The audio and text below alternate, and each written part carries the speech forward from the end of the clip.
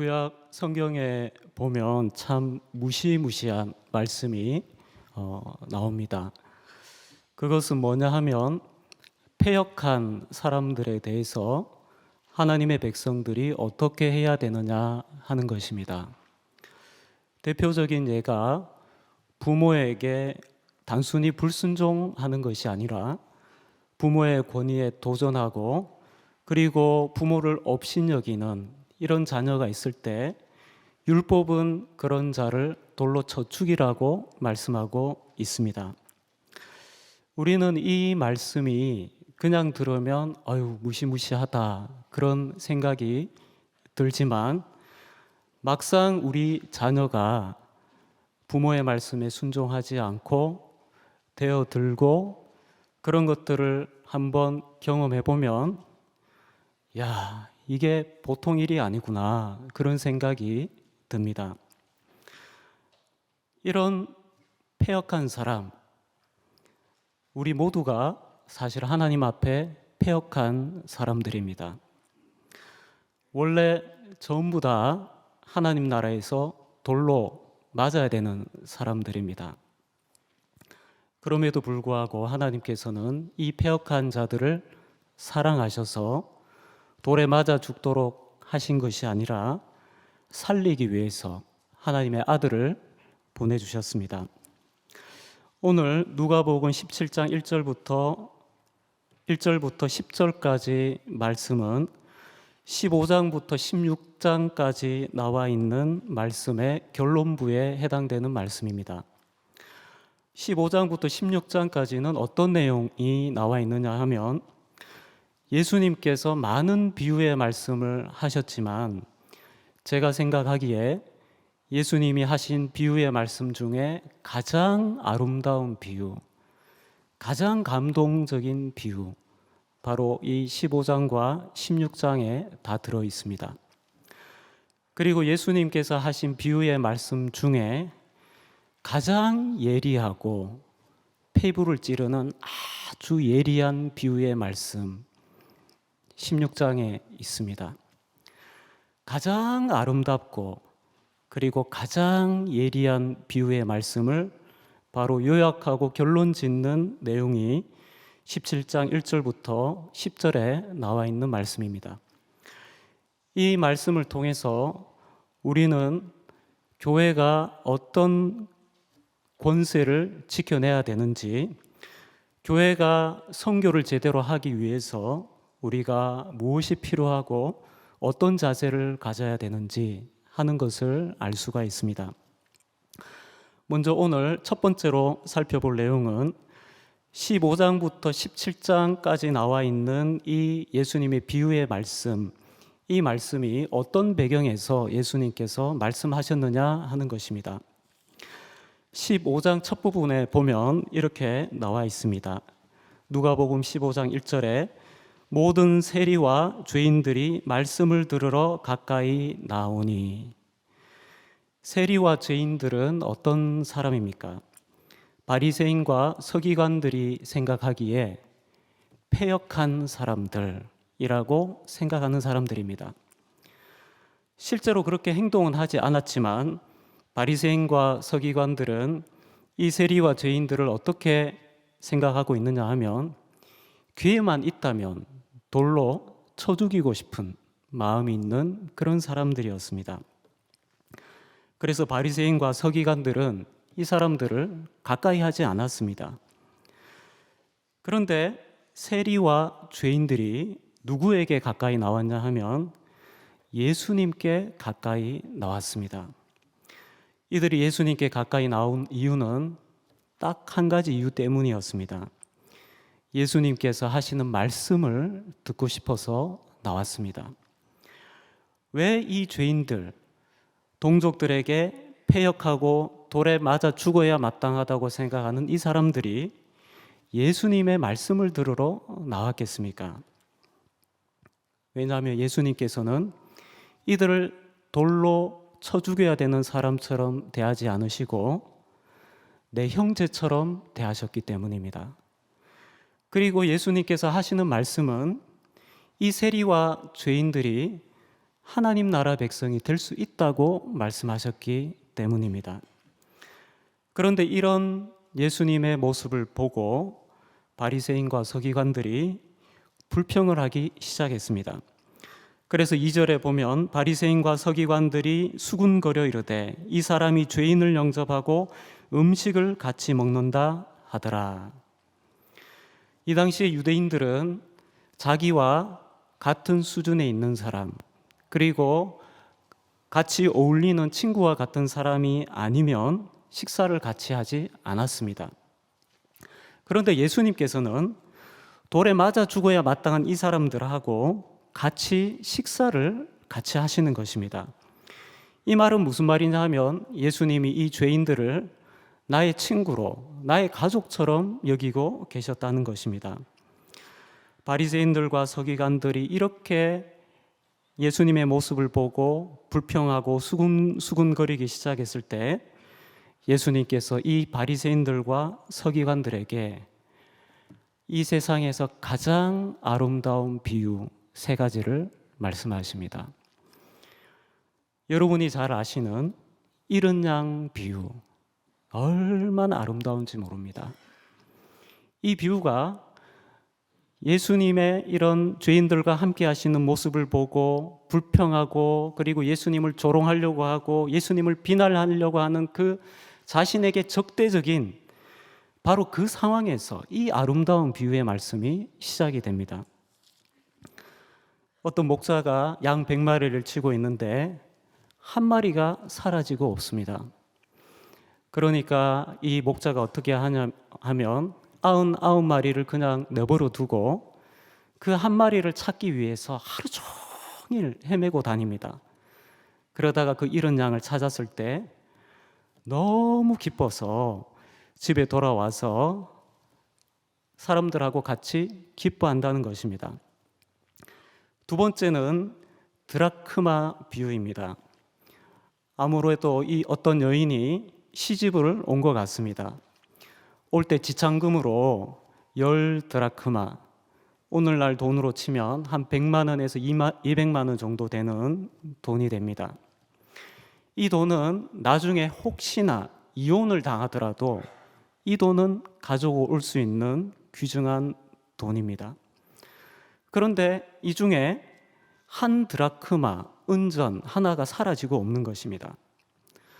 너무 애타는 마음으로 방을 샅샅이 디디는데도 이 은화가 안 나오는 겁니다. 그러다가 아주 늦은 시간이 돼서야 겨우 그 은화를 찾아냅니다. 얼마나 기뻤던지 친구들을 불러 모아가지고 같이 기뻐합니다. 그리고 마지막으로 우리가 잘 아는 잃은 양이 아니로 그 탕자 비유가 여기서 나옵니다. 여기서 이 탕자는 어떤 사람입니까? 패역한 자식입니다. 옛날에 율법의 말씀 그대로 적용한다면 돌로 쳐 죽여야 됩니다. 얼마나 패역한 자식이냐 하면 아버지가 뻔히 살아있는데 죽은 사람 취급합니다. 물려줄 유산 지금 내놔라는 거예요. 원래 유대인들은 부모님이 돌아가셔야 물려받습니다. 근데 지금 내놔라는 거예요. 무슨 말입니까? 아버지 빨리 죽었으면 좋겠다는 거예요. 그 정도로 생각하고 있는 패역한 자식입니다. 근데 이 아버지는 마음이 너무 좋아가지고 이 패역한 자식을 이기지 못합니다. 재산을 나누어가지고 이 둘째 아들의 분긴 만큼 줍니다. 그러면 이 아들이 이제 어떻게 해야 되겠습니까?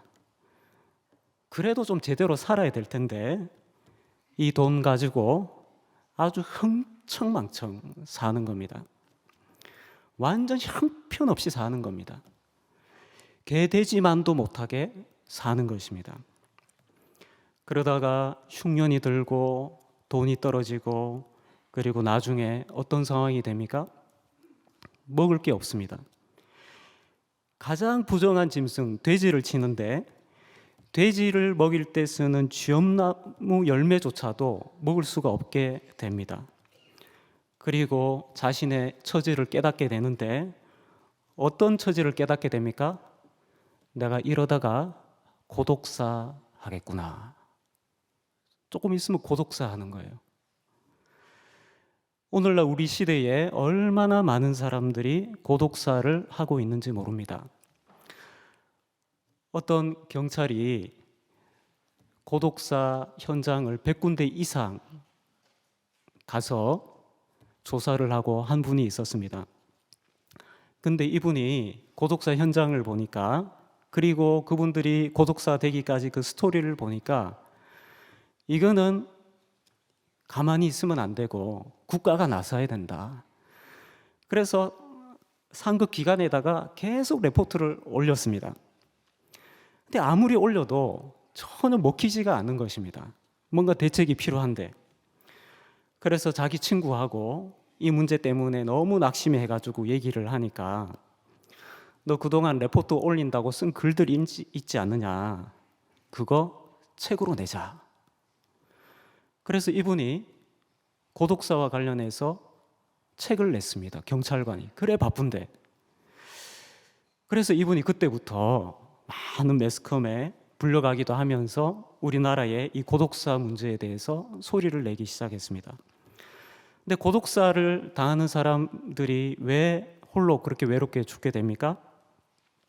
돌아가고 싶은데, 그리고 나의 가족들, 형제들 있는데 지금까지 너무 망나니로 살았기 때문에 이제 가족들도 보기 싫다는 거예요. 오지 말라는 거예요. 이제 죽기 직전입니다. 고독사하기 직전입니다. 근데 돌아갈 곳이 없다는 겁니다. 나는 돌아가고 싶은데. 그래서 어떻게 됩니까? 혼자 외롭게 쓸쓸하게 죽습니다. 그리고 나중에 그 형사가 가가지고, 경찰이 가가지고 가족들한테 장례 치르셔야 되는데 시신을 가져가시라. 시신도 안 가져간다는 겁니다. 왜냐하면 이놈 돌로 쳐 죽여도 부족한 놈이라고 그렇게 얘기한다는 거예요. 지금 예수님께서는 이와 같이 패역한 자식에 대한 얘기를 지금 하고 있습니다. 이게 탕자입니다. 이놈 돌로 쳐 죽여야 마땅합니다. 근데 지금 어떤 상황에 있습니까? 고독사하기 직전입니다. 이때 이 아들이 생각한 게 뭐냐 하면, 우리 아버지 집에는 먹을 게 있는데 내가 잘못 살았구나. 내가 우리 아버지 집에 돌아가면 내가 아들 대우받는 거는 이거는 있을 수 없는 일이지. 나는 종보다 못한 놈이야. 아버지한테 가서, 아버지 저를 그냥 종으로 써주십시오. 이렇게 얘기해야겠다 하고 돌아갑니다. 정말 무거운 마음으로, 아버지가 나를 쫓아내지 않을까? 그럼 염려하는 마음으로 갑니다. 그런데 저 멀리서 누가 뛰어오고 있습니다. 보니까 아버지였습니다. 너 이놈의 자식 돌로 쳐 죽여야 될 놈! 그렇게 얘기 안 하고 탁 안고 펑펑 웁니다. 그리고 집으로 데려가가지고 그 더러운 옷 다 벗기고 새로운 옷을 입혀주고 금가락지를 끼워주고 그리고 잔치를 엽니다. 그러니까 이 첫째 아들, 아버지 말씀에 늘 순종했던 이 첫째 아들이 와서 무슨 일이냐, 한 번도 아버지의 말씀을 어긴 적이 없는 아들입니다.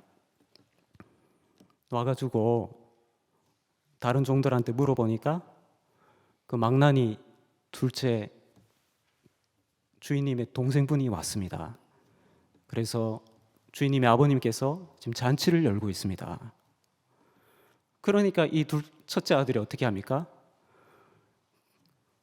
나한테는 이런 잔치 해준 적 없으면서 그 망나니 같은 놈을 위해서 잔치를 열어준다고? 아버지가 나와서 얘기하니까 필요 없다고. 나한테는 이때까지 내가 이래 열심히 일했는데도 나한테 잔치 열어주지도 않고 송아지 잡아준 적도 없으면서 그런 아들한테 그래 잘해주냐고. 난 필요 없다고. 그때 이 아버지가 이렇게 얘기합니다. 네 동생은 죽었다가 살아났으며 내가 잃었다가 얻었기로 우리가 즐거워하고 기뻐하는 것이 마땅하다 하니라. 예수님은 바리새인들과 서기관들의 이 모욕적인 비난을 들으시고 이 세 가지 아름다운 비유의 말씀을 하십니다. 지금 서기관과 바리새인들에게 해주고 싶은 얘기가 무엇입니까?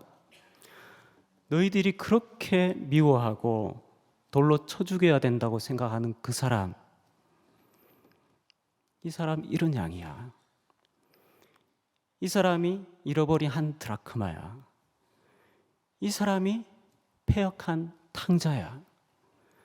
그러나 하나님의 마음은 이들이 돌아오기를 원하시고 이들이 돌아와서 다시 아들의 주의를 회복할 때 하늘에서 가장 큰 기쁨의 잔치가 열려. 내가 너희들이 그렇게 비난하고 싫어하는 죄인들하고 같이 어울려서 식사하는 이유는 바로 하나님이 그와 같은 아버지이시기 때문에 그래. 지금 이 말씀을 하시는 것입니다. 사랑하는 성도 여러분, 우리는 신앙생활 하면서 사실 다른 사람에 대해서 많은 기준을 가지고 판단할 때가 많습니다. 우리는 저 사람하고는 내가 상종 안 한다. 그런 경우가 사실 굉장히 많이 있습니다. 우리는 얼마나 다른 사람들로부터 죄인 취급 당할 때가 많았습니까? 부끄러운 얘기지만 저는 공부 잘 못합니다. 학창 시절에 공부를 너무 못해가지고 지금도 애를 먹고 있습니다. 기초 학력이 너무 부진해가지고 초등학교 때는 아무 문제 없이 다녔습니다. 근데 중학교 들어가니까 비로소 제가 죄인인지를 알게 됐습니다. 무슨 죄인인지 알겠죠? 시험 치고 성적을 불러줍니다. 몇 점? 저는 저 밑에 있죠. 근데 그분이 선생님 뭐라고 말씀하시냐면 하나 틀릴 때마다 한 대라는 거예요. 하나 틀릴 때마다 한 대다. 왜? 근데 보니까 줄줄이 나와서 줄 쫙 서 있는 거예요. 너 몇 개 틀린 너? 딱딱. 전부 죄인들입니다. 전부 죄인들. 줄 쫙 서서 두들겨 맞아요. 죄인들. 공부 못하는 죄인들. 그 수업 끝나고 다음 시간이 됐습니다. 선생님 또 시험 지도록 또 왔습니다. 이런 것도 틀려. 하나 틀리면 10대씩. 죄인들 또 줄 쫙 섭니다. 공부 못하는 죄인들. 고등학교 올라가니까 이제는 뭐 좀 괜찮겠지. 독일어 시간이 됐습니다. 데어데스 댐댐 디데어 데어디. 못 외우면 이 죄인입니다. 이거 손가락 딱 이렇게 펼치고 있으면 대나무 짝대기로 맞아야 됩니다. 왜냐하면 죄인이기 때문에. 여러분, 우리 시대에 얼마나 죄인이 많았습니까? 우리 청년들 여기 계시는지 모르겠는데 명절 가면 여러분 죄인으로 보내다 옵니까? 의인으로 보내다 옵니까? 취업 아직 안 하고 있으면 죄인입니다. 그 죄인. 결혼 아직 안 하고 있으면 죄인입니다. 죄인. 청소년들 어떻습니까? 게임 너무 재밌잖아요. 스마트폰. 게임 좋아하고 스마트폰 좋아하면 죄인입니다. 죄인입니다.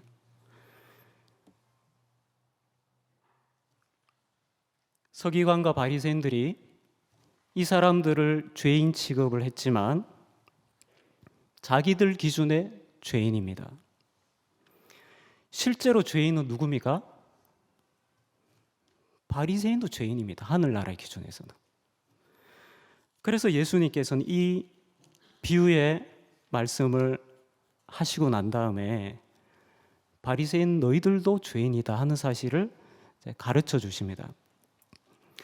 그리고 예수님께서는 또 어려운 비유를 하시는데 아주 날카로운 이제 비유를 시작하십니다. 이것은 제자들에게 주시는 비유의 말씀이었습니다. 그거 뭐냐면 불의한 청지기 비유입니다. 이 불의한 청지기는 참 너무 돌에 맞아 마땅한 그런 청지기였습니다. 어느 날 주인이 소문을 듣게 되는데 자기 전 재산을 맡겨놓은 이 청지기가 제대로 재산 관리를 안 하고 막 손해를 끼치고 있다는 사실을 다른 사람을 통해서 듣게 됩니다. 그래서 화가 나가지고 청지기를 부릅니다. 내가 왜 이런 소리를 들어야 돼?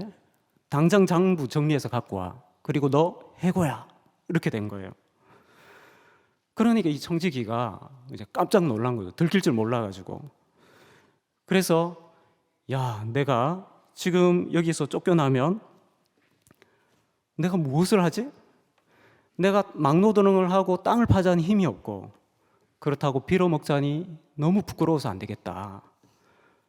생각을 굴립니다. 그리고 난 다음에 어떤 일을 하냐면 주인한테 빚진 사람들 전부 오라고 소식을 전합니다. 그래서 어떻게 합니까? 당신 주인에게 빚 얼마나 졌습니까? 기름 100말 빚졌습니다. 기름 100말은 이 당시 오늘날 돈으로 하면 한 1억 원 정도 됩니다. 그리고 어떤 사람은 밀백석입니다. 밀백석은 오늘날로 치면 한 2억 5천 정도 됩니다. 그러니까 이 주인은 기름이나 이런 것을 빌려주고 이자를 받아서 재산을 불리는 사람이었는데 이 주인의 고객들을 다 불러가지고 기름 100마리라고? 그렇게 하지 말고 50이라고 써.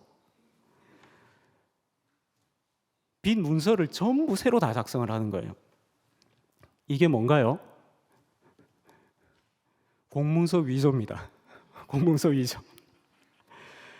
얼마나 못됐습니까? 그런데 여기서 예수님의 비유가 희한하게 흘러갑니다. 주인이 이 소식을 또 들어요. 지금 해고 딱 해놨는데 이 청지기가 나가기 전에 장부 정리를 잘 해가지고 와야 되는데 장부를 엉망으로 만들어 놓고 있는 거예요. 그런데 주인이 이 청지기에 대해서 어떤 평가를 내립니까? 청지기가 일을 지혜 있게 하였으므로 칭찬하였으니. 여러분 이해되시나요? 제가 예전에 직장 생활할 때 이런 일이 있었습니다. 여러 회사가 같이 모여가지고 정부 사업을 하는데 그 주관하는 회사에서 나머지 회사들한테 서류 준비해서 다 모이라고 했습니다. 그래서 10몇 개 정도 됐던 것 같아요. 그 업체들이 한 사무실에 다 모였어요. 그래서 그 주관하는 회사에서 이제 서류를 하나씩 다 검토를 다 하는 겁니다. 근데 한 조그마한 회사 사장님이 서류가 빠꾸를 당했습니다. 왜냐하면 직원 수가 기준에 마치 충족시키지 못했고 직원들이 자격증을 몇 명 이상 보유하고 있어야 되는데 그 인원이 충족되지가 않았습니다. 그 회사 직원은 5명도 안 되는 직원이었습니다. 근데 빠꾸 당한 이 사장님이 눈 하나 깜짝 안 하는 거예요. 아, 그래요? 그때부터 전화 들고 30분 동안 이 사람 전화하고 저 사람 전화하고 이 사람 전화하고 그렇게 했습니다. 그리고 1시간 뒤에 팩스가 쫙 들어왔습니다. 서류가. 어떤 일이 일어났을까요? 직원 수가 갑자기 늘어나 있었습니다. 국민연금 가입자 명부에 보니까 직원 수가 늘어나 있었습니다. 그리고 직원 자격증 보유 숫자가 늘어나 있었습니다. 그리고 팩스 온 거 딱 가지고 다시 들고 가가지고 이렇게 하면 됩니까? 방금 이분 뭐 한 건가요? 자기 직원 실제로 입사 안 했어요. 그냥 가라로 직원 수를 늘린 겁니다. 이건 옳은 일을 한 건가요? 불의한 일을 한 건가요? 대답이 없으시네요. 불의한 거죠. 거짓말로 하는 거니까. 근데 그 서류를 받고 주위에 보고 있던 모든 사람들이 어떻게 반응을 보였는지 아십니까? 이 불의한 자여, 너 공문서 위조야. 아무도 그렇게 얘기 안 했어요. 와, 최고다. 1시간 만에 끝내네. 최고다. 전부 칭찬했습니다. 전부. 당신 진짜 실력 좋네요. 저도 깜짝 놀랐거든요. 저도 그거 보고 주위 다니면서 그 사장 얘기 많이 했습니다.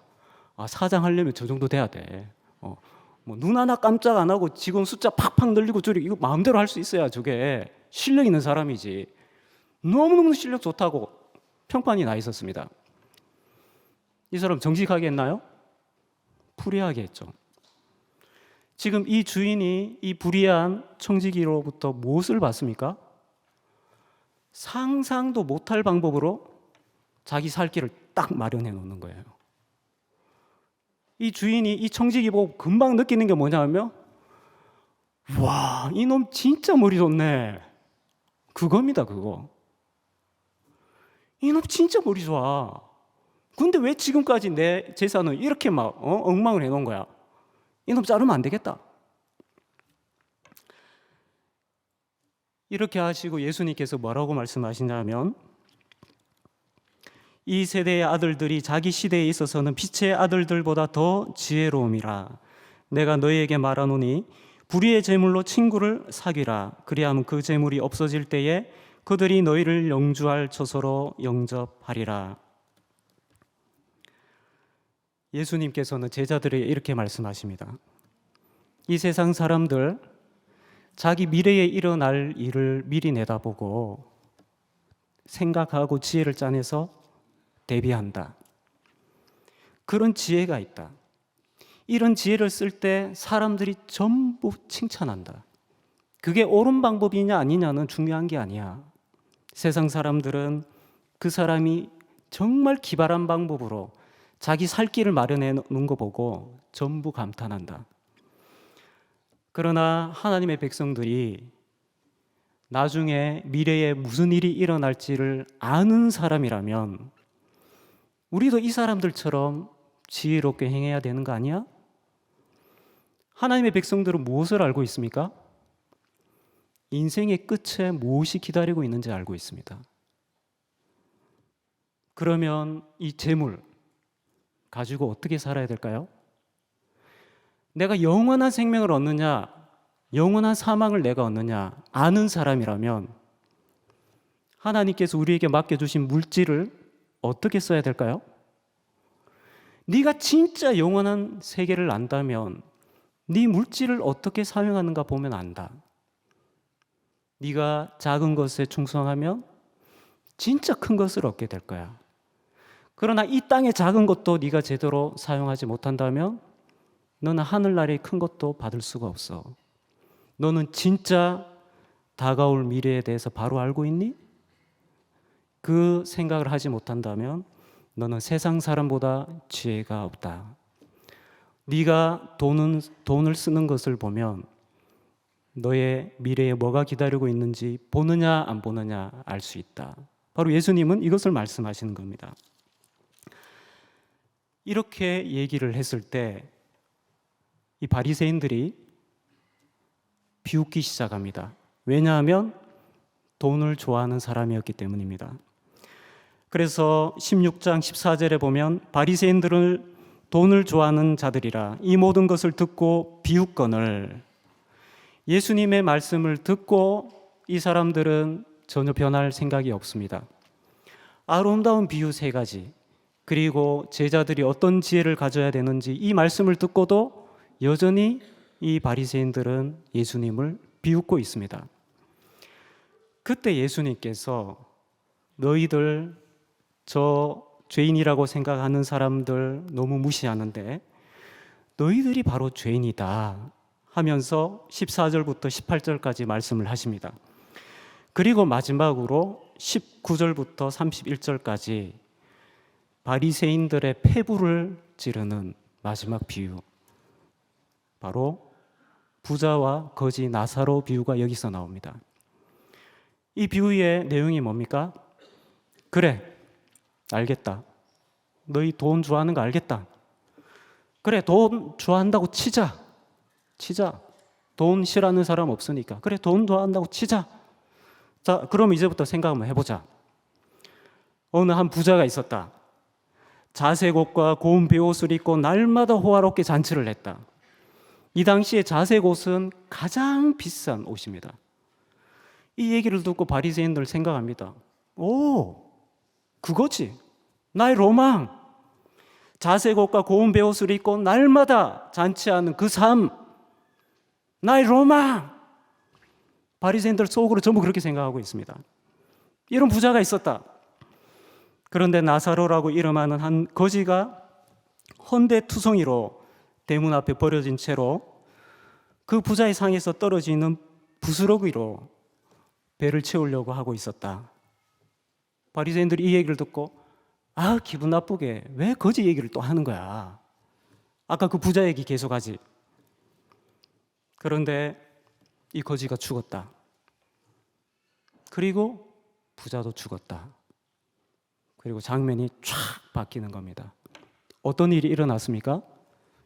나의 로망이라고 생각했던 그 부자, 그리고 저렇게 사는 거는 정말 비참한 거야 생각했던 그 거지, 바리새인들이 생각했던 결과하고 완전히 뒤바뀌는 겁니다. 그 거지는 죽어서 아브라함의 품에 안깁니다. 그리고 부자도 죽게 되는데 그는 음부에 내려가게 됩니다. 예수님께서 이 비유의 말씀으로 바리새인들에게 얘기하는 게 뭡니까? 너는 의인이라고 생각하지만 하나님이 그렇게 귀하게 여기시는 한 영혼보다 너는 돈을 더 사랑하는 사람이야. 그 결과가 어떻게 되는 줄 아느냐? 죽고 난 다음에 뒤집어진다. 뒤집어진다. 어떻게 할 거니?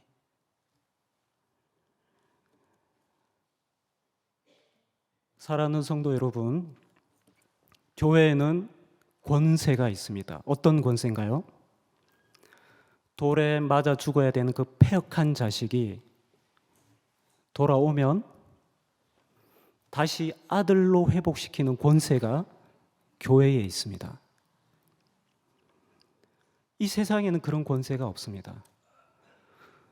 누가 그런 아들을 받아줍니까? 너 들어오지 마. 고독사 시켜야죠. 그러나 교회는 그런 사람들 오면, 그런 죄인들 오면 예수님께서 그냥 받아주십니다. 그리고 금가락지를 끼워주십니다. 그리고 하늘에서 잔치가 열립니다. 이 권세가 우리 주위에 있는 이웃들에게 나타나는 것을 보고 복음 전도라고 그럽니다.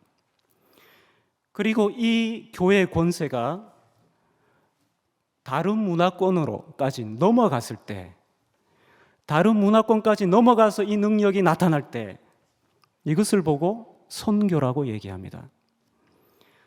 선교는 바로 우리하고 멀리 떨어져 있는, 지리적으로 멀리 떨어져 있는 곳에 이 복음의 능력이 나타나는 것이 아니라 우리와 뭔가 공통점이 없는 그런 타문화권 그쪽으로 가는 것을 말합니다. 그것을 보고 땅끝이라고 얘기합니다. 땅끝까지 이 죄 용서의 권세가, 이 능력이 나타나는 것을 보고 바로 선교라고 하는 것입니다. 여러분, 이 권세가 나타나는 데 있어서 장애물이 뭡니까? 우리 모두가 죄인이라는 사실을 잃어버리고 다른 사람 판단하고 정죄하고 그 사람들 이제 내가 이렇게 있다가 고독사하겠구나, 하나님께로 돌아가야겠다 할 때 바리새인들은 어떻게 합니까? 못 들어온다는 거예요. 너희들 들어오지 말고 거기서 죽으라는 거예요. 여러분, 교회가 복음의 능력을 잃어버리면 죄인들을 못 건집니다. 하나님께로 돌아오려고 하는 사람에게 오히려 걸림돌이 됩니다. 그래서 이제 17장의 결론부에 예수님께서 이렇게 말씀하시는 겁니다. 제자들에게 이렇게 말씀하십니다. 17장 1절에 실족하게 하는 것이 없을 수는 없으나 그렇게 하는 자에게는 화로다. 그가 이 작은 자 중에 하나를 실족하게 할진대 차라리 연자 맷돌이 그 목에 매여 바다에 던져지는 것이 나으리라. 작은 자를 실족해 한다는 것이 무엇인가요? 여기서 이 작은 자는 누구입니까? 지금 예수님과 함께 식사를 나누고 있는 죄인들을 말합니다. 이 사람들, 지금 내 말씀을 들으려고 이 사람 온 사람이더라. 이 사람들, 바리새인들 너희들이 하는 것처럼 하나님 말씀 들으러 온 사람들 가로막고 너희들은 자격이 없다고 하면서 가로막는 너희들, 소자를 실족해 하는 거다. 하나님 나라로 들어오지 못하도록 막는 것이다. 그렇게 할 것 같으면 차라리 그 죄인들 목에 연자맷돌을 묶어가지고 그냥 물에 빠뜨려 죽이는 게 차라리 낫다. 왜냐하면 그것은 그냥 육신만 죽이는 것이지만 그 자를 실족해 하면 실족한 자는 영원히 하나님으로부터 버림받기 때문에 하나님 나라에 고독사하는 사람이 되기 때문에 차라리 육신적으로는 죽고 구원 얻는 게 낫지 절대로 그렇게 하면 안 된다. 그렇게 말씀하고 있는 것입니다. 사랑하는 성도 여러분, 우리가 선교를 한다고 하는 것은 용서할 수 없는 사람에게 용서, 사랑의 은혜가 흘러넘치는 것을 말합니다. 선교지에서 일어나야 되는 그 권세는 죄인을 용서하는 권세가 나타나야 됩니다. 이렇게 하려면 실족해 하는 자가 되면 안 됩니다. 여러분, 어떻게 할 때 사람들이 실족해 합니까? 실족하게 됩니까? 하나님의 말씀을 들으려고 왔는데, 복음을 들으려고 왔는데 복음을 전하는 사람이 복음을 모릅니다. 하나님의 말씀 들으려고 왔는데 말씀을 전하는 사람이 성경 진리를 모릅니다. 그러면 실족하게 됩니다. 이 사람들 용서받으려 왔는데 당신은 자격 없는 사람이요, 가로막으면 실족하게 됩니다. 교회 안에 왔는데 와보니까 교회 다니는 사람도 세상 사람처럼 똑같이 살아가고 있습니다. 돈을 좋아하고 사람보다도 돈을 더 좋아하고 끼리끼리 팝을 나눠가지고 있고 세상 사람들하고 똑같이 하고 있습니다. 아, 교회도 이런 곳이구나. 그러면 실족하게 됩니다. 교회가 선교의 능력과 권세를 지키는 방법은 우리가 멀리 가기 전에 아주 작은 죄인 한 사람이 왔을 때 이 사람을 용서시킬 수 있는 능력이 우리에게 있어야 됩니다. 그리고 이렇게 얘기합니다. 너희는 스스로 조심하라. 만일 내 형제가 죄를 범하거든 경고하고 회개하거든 용서하라. 만일 하루에 7번이라도 내게 죄를 짓고 7번 내게 돌아와서 내가 회개하노라 하거든 너는 용서하라. 먼저 믿는 사람들 믿음 안에서 형제입니다. 그러나 완전하지 않습니다. 우리는 또 죄에 넘어질 때가 있습니다. 그때 죄에 넘어지는 사람이 있을 때 가만히 내버려 두면 안 되고 책망해야 됩니다. 죄에서 돌이키도록. 왜냐하면 우리는 한 가족이기 때문에. 여러분 중에 자녀가 있는데 나쁜 죄를 짓고 있습니다. 가만히 보고 입 뚝 다물고 가만히 내버려 둘 부모가 있습니까?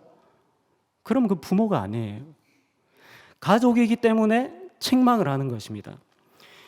여기서 믿음의 성도들을 보고 내 형제라고 얘기합니다.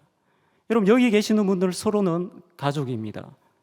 가족이 해야 되는 가장 첫 번째 일은 형제가 죄를 지을 때 코멘트 할 수 있어야 됩니다. 그거 하려면 내가 어떻게 살아야 되죠? 내가 의롭게 살아야 됩니다. 교회가 용서하는 권세를 가지려면 반드시 이게 있어야 됩니다. 그래야 7번씩 잘못했다고 또 오는 사람 용서할 수 있습니다. 그런데 이 얘기를 듣고 제자들의 반응이 어떻게 나옵니까? 5절에 주께 여짜오되 우리에게 믿음을 더하소서. 왜 이렇게 대답할까요? 하나님, 예수님, 이걸 우리가 어떻게 합니까? 이거를 우리가 못할 것 같은데요.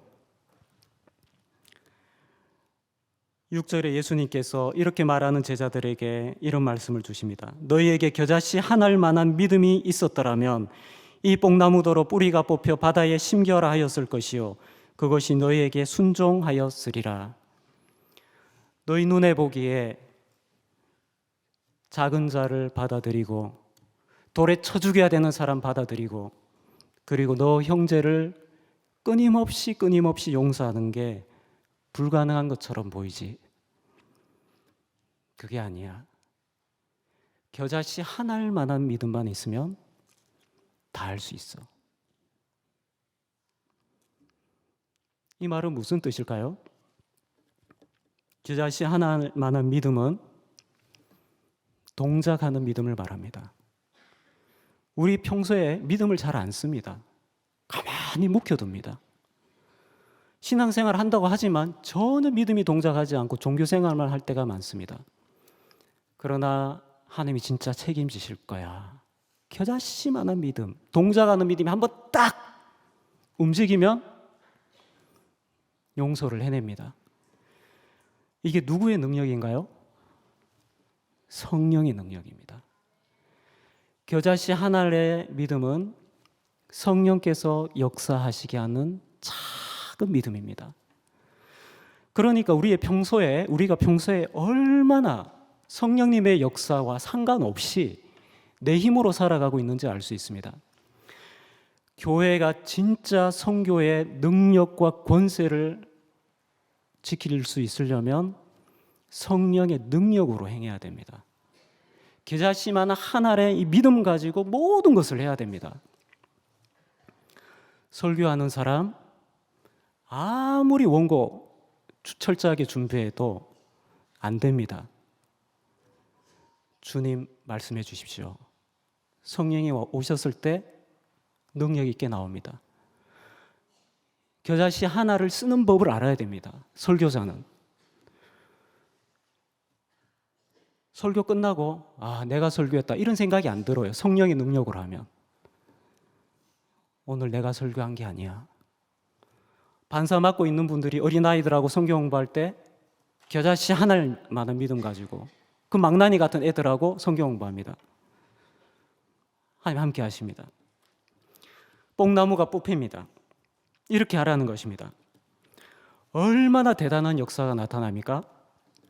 그러나 예수님께서는 마지막에 이렇게 얘기합니다. 너희들에게 뽕나무가 뽑혀서 바다에 심기는 것처럼 이런 엄청난 능력이 나타났을 때 너희들은 그거 가지고 자랑하면 안 된다. 왜 그러느냐? 밭을 갈거나 양치는 종이 하루 종일 일하고 돌아왔을 때 주인이 아이고 수고했다. 이제 밥 먹어라. 그렇게 얘기하더냐? 와서 내 밥 차려라. 그리고 내 밟는 동안 나를 섬겨라. 그거 다 끝나고 너 밥 챙겨 먹어. 밥 챙겨준 사람 그 종 보고 아유 너무 고맙다. 그렇게 얘기하더냐? 아니다. 왜냐하면 종이 당연히 해야 될 일을 했기 때문이지. 너희가 죄인들을 영접하고 서로 용서하고 그리고 겨자씨 하나만한 믿음으로 성령으로 이 일을 해낼 때 엄청난 능력이 나타나지. 그러나 그 일을 다 행한 후에 너희들은 우리는 무익한 종이라 우리가 하여야 할 일을 한 것뿐이라 이렇게 하라고 말씀하십니다. 이 세 가지를 가지고 있는 교회가 죄인을 용서하고 하나님 나라로 만들 수 있는 권세를 지켜낼 수 있습니다. 이게 없으면 한 사람도 못 건집니다. 선교는 두세 사람 예수를 믿는 사람이 땅끝으로 가는 겁니다. 교회의 권세를 가지고 가는 것입니다. 거기에 이런 역사가 나타나려면 소자가 실족해 하지 않도록 그리고 형제를 끊임없이 용서할 수 있어야 됩니다. 겨자씨 하나일 만한 믿음을 가지고 그리고 제일 마지막에 이 놀라운 일을 다 행하고서도 저는 무익한 종입니다. 당연히 할 일을 했을 뿐입니다. 우리 자랑이 없어요. 사랑하는 성도 여러분, 오늘 예수님께서 우리에게 가장 아름다운 비유의 말씀과 가장 예리한 비유의 말씀을 통해서 하나님의 마음을 가르쳐 주셨습니다.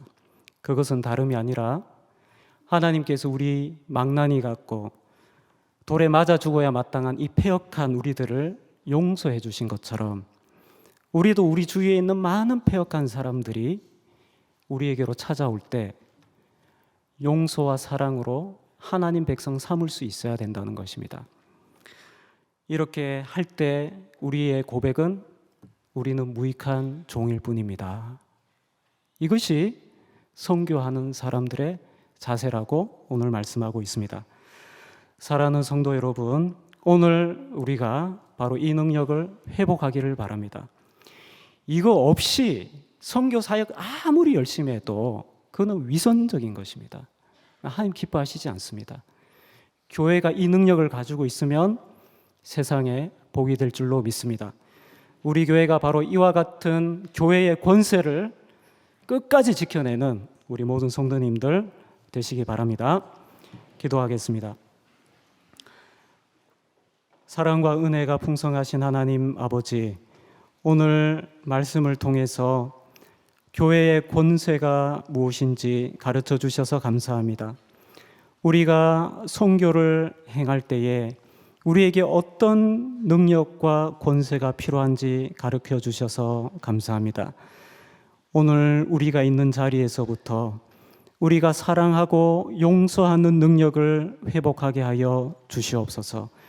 그리고 우리를 통해서 이 능력이 세계 만방에 퍼져갈 수 있도록 하나님 은혜 더하여 주시옵소서. 거룩하신 예수님의 이름으로 기도하옵나이다. 아멘.